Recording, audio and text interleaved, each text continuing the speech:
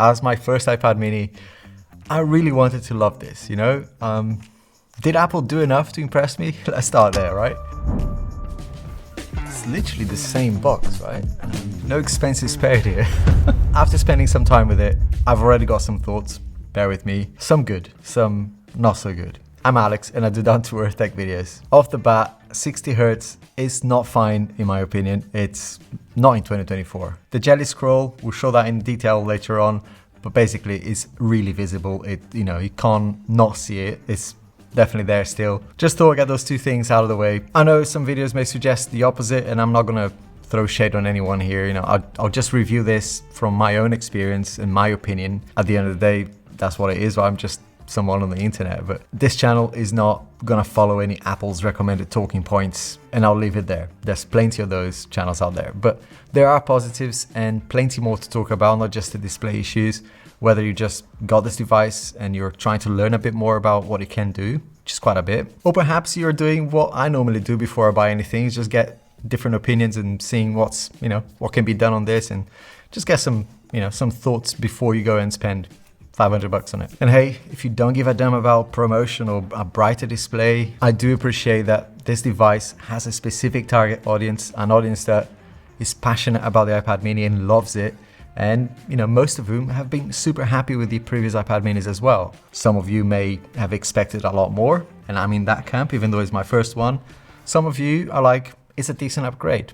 And I gotta respect all of that. But it is 2024, and I personally can't not say anything about this. But there are things here that to me are just unacceptable, and I'm not gonna mince my words here today. And as someone who hates flies, so what is it like using the iPad mini in 2024? It's very early days, right? Just bear that in mind as well. It's a bit of a caveat there.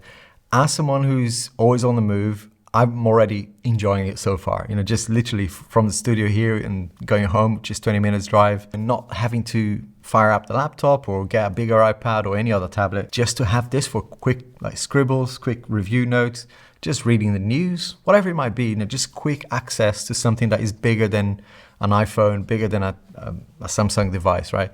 It's a really nice experience for people on the go. But I've got some mixed feelings here, especially when it comes to the display, performance, multitasking. There's quite a few things that I'm already kind of thinking, it doesn't need much to make this even better, and I would have paid a bit more for it, and I'm pretty sure a lot of people out there would as well. So starting with the display, as expected, it's not great outdoors, right? In bright daylight, it simply isn't bright enough. And Apple's anti-reflective coating that they say it's on here, it's not that anti-reflective, especially if you experienced any of the newer LG TVs or Samsung displays even on the smartphones now. There is a solution for that though with the iPad mini, which I'll share later on. Paperlike. And of course, we're still stuck with 60 Hz refresh rate on this device, right? There is a bit of a nuanced experience here, right? Not everyone will pick this up straight away. I appreciate that. I showed this to my wife and she's like, I don't see an issue. It very much depends on what you're doing and whether or not you're used to better displays. I found, for example, that if you're just reading the news or reading an article or a book, it becomes very apparent. Not trying to second guess what Apple's strategy was here, but I think they're just reusing components to make this, to sell this. And they're probably thinking about selling a mini Pro tablet in future with promotion. Either that or they will just bring a foldable tablet, a foldable iPhone, again with promotion. And let's be honest, if we know Apple, we know that if this iPad mini came with promotion, there wouldn't be much of a reason for you to then buy that device when whatever that comes out. Just a guess. If you have been using a 120 Hz display on your smartphone, you will definitely feel like it's a bit of a downgrade experience when you switch to the mini to use the mini at home or whatever. If you've seen my previous videos, you probably had enough of it as well, so I won't go on about it, but yeah, it's not great and I'm not gonna lie, right? That said, when I look at this objectively and just holding it right now, like it just feels so good. And if I was to pretend that 120 Hz didn't exist and I'm kind of trying to look at the iPad for what it is, I've got to be honest, it's a lovely device to use. I love how light it is and it's comfortable to hold. It's weird me saying this about the iPad because that has not been the experience on my other iPads, but this, out of all the iPads, is the most honest. It's not pretending to be something that that it isn't. And I actually like that honesty. It's so portable. It's a great size for someone who's, used to carrying around much larger devices every day. I carry my MacBook Pro, my iPad Pro, or my Tab S9 Ultra. This really feels refreshing, honestly. You don't get the Apple Pencil Pro, which I've got attached to this thing here. It doesn't come with this blue thing. This is a Paperlike accessory. But using the Apple Pencil Pro in things like Freeform, or even just taking notes on your favorite note-taking app. This app here is Notability, which I love. That's where any iPad, and especially the iPad mini, starts to shine a bit for me, right? That experience of just taking notes like you would in a small notebook. I can see already why people love this so much, And the pencil feels great, and the little touches, like seeing the shadow of the pencil in some apps, or using the contextual barrel squeeze menu, all the stuff that, I've been using this on the iPad Pro, and sure, you pay a lot for this. This Apple Pencil Pro isn't cheap, but the experience is really nice. And if you are going to be doing drawings and using the Apple Pencil a lot, I would say it is worth getting the latest one, not the USB-C version. Alongside the Magic Keyboard on the iPad Pro, this is probably the second best thing about the iPad for me. I felt like using this with the iPad Pro, it made the experience a bit better, even though I hate the fact that I can't do a bunch of things on the iPad. But when I'm not busy comparing it with other devices or being annoyed about the display, the experience is fantastic. Sometimes I have to kind of stop being a tech reviewer and just enjoy the device for what it is. And we'll talk about the Jelly Scroll in a minute. I haven't forgotten about that. And spoiler alert, it's still there. By the way, so many people ask about this app. This is Concept. It's not a well-known app, but it's been around for a while, and it's got an Android version as well. I love it for technical drawing, but some people use it for taking notes as well. But whether you're taking notes, drawing, or using creative apps like Freeform or Procreate, it feels quite natural at this size. But there's something else that makes the note-taking and drawing experience even better, especially for writing in my case. And this is where today's sponsor, Paperlike, comes in. Paperlike is an essential accessory for the iPad, not just the mini. As you can see here, I've had it on all the iPads I've used. It's literally the first accessory that I get for the iPad because I use the Apple Pencil a lot. It makes the drawing and writing experience so much better, giving you that real paper feel. Don't just take my word for it. Have a look at this.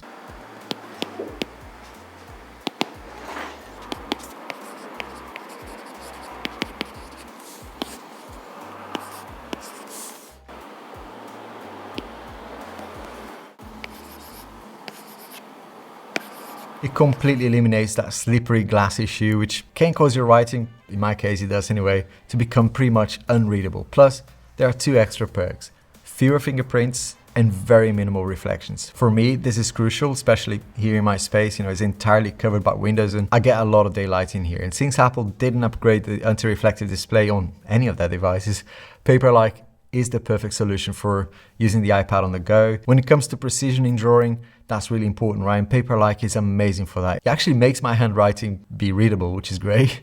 The secret here is Paperlike's own tech nano dots, which provide just the right amount of friction as well to keep your Apple Pencil from sliding around all over the place, all without wearing down the pencil tip as well, which is fantastic. And here's the best part. Paperlike offers a 100-day satisfaction guarantee. It's like unheard of, right? So if you're not happy with it or you mess up the installation for whatever reason, they will replace it or give you a full refund. They also have some other cool accessories like the drawing glove, which is fantastic if you're doing like creative projects or if you just want a smoother writing experience as well. So whether you're taking notes, sketching, or just want a cleaner screen on your iPad mini, check out Paperlike using the link in the description or scan the QR code here if you're watching this from a TV. And thanks again to Paperlike for sponsoring this video. One big change here is that Apple finally upgraded the base storage from 64 to 128 gig. I still went for 128 gig model though. Nice try, Apple, but I refuse to give you more money for storage unless I really need it. But if you are planning to load up with lots of games, lots of heavier apps and large files like raw images, videos, I definitely recommend grabbing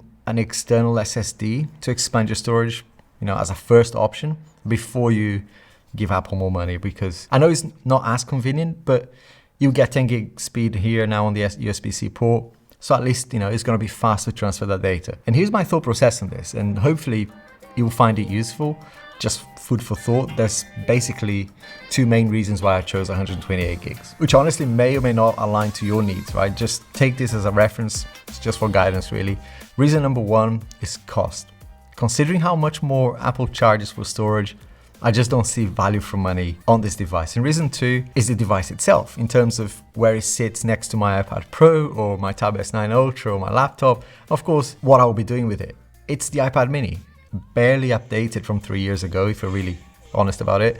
So it doesn't make a lot of sense for me to add any more money to this. So I personally avoid overspending on internal storage. You do you, right? Just take that as a consideration. Performance wise, I've already been able to do quite a bit with it, even though it's only early days. But I'd say keep your expectations realistic here, right? With only 8 GB of RAM, don't expect to work with dozens of layers in Procreate or run super demanding apps without feeling a little bit of a strain here. It's performed really well though in most of the things that I've tried so far. But if you need an iPad for heavier workloads, let's face it, right? There are other iPads for that. But Apple did make a big song and dance here about the A17 Pro chip, on this iPad mini. And I think, sadly, the AAA games that they mentioned, right, whatever, still lag for me and don't feel as fluid as it does on other devices. To be fair, it doesn't exactly fly on the iPhone 16 Pro either, despite that having the A18 Pro chip. So for my needs, and I'm pretty sure there's going to be like 90+% of the people who buy the iPad mini, it's fine. It's going to be absolutely fine performance-wise. Some of these apps are perfect for the mini. iPadOS apps are great, right? There's no denying, despite some of the limitations that I'm calling out here. And I'm only calling those limitations out because, whether you are spending $300 or $500, it's still quite a bit of money, right? And I think you deserve to know what you're getting for that money. Now let's talk about something that has been an issue with the iPad mini before, which is the jelly scroll. It's when part of the screen lags behind when you scroll, and unfortunately, it's still here. It's subtle to the eyes, but once you notice it, you will always notice. Why does it happen? Well, there's a lot of videos out there who cover this in way more detail than I can here, but in layman's terms, the screen refreshes unevenly. There's this thing where, one side of the display updates slightly faster than the other. The controller, basically the brains of the iPad, sits over here on the side, or it might be this side. This causes the images or text to look like they're wobbling a little bit or stretching out when you scroll too quickly. It's more obvious on slower 60 Hz displays, like the one here on the iPad mini. Honestly, I've seen videos out there, people saying, oh, 60 Hz is fine, I don't notice it. All right, I'll take their word for it. But if you were used to like a buttery smooth display on devices like the iPhone 16 Pro or any other Android devices from like 5-10 years ago, the difference is going to be very noticeable. Many of you asked me about Stage Manager as well, and unfortunately, it's just another limitation of the iPad mini. Apple says it's because of the M chip, right? It needs the M chip to do that. Anyway, should we even expect though that Stage Manager should be on the mini? To me, considering that you can't do any multitasking at all on the iPhone, even on the 16 Pro Max with a massive display, I'd say yes, this display is big enough, right? But let me know in the comments if I'm alone on this, right? Maybe if you feel passionate as I am about multitasking, just leave a window emoji with your comment and let's have a discussion down there. Look, I'm not just hating on Apple, right? This is coming from someone who used to buy everything Apple. Once I experienced basic multi-window on a mobile a few years ago, it was hard not to expect that on every handheld device. In my opinion, and this may sound a little bit harsh, the M1 and M2 iPads are kind of already lagging behind with Stage Manager. The iPad mini without it just feels like a very outdated experience. I'm not gonna lie, when I opened it, not just because they use the same box, it's like just bad, but when I opened it, it did feel like I was using a 2017 or 2018 device. Like I said, might be too harsh here, but it's a lovely thing if you don't care or need those things. But I think Apple should have given us at least multitasking Stage Manager. Having USB-C and that new chip did nothing in this case. Yeah, it's just a big miss for me. But it'll be amazing for Apple Intelligence. Yay, whenever that gets here. And before I forget, a quick mention as well on the camera. It's nothing amazing like any iPad cameras, right?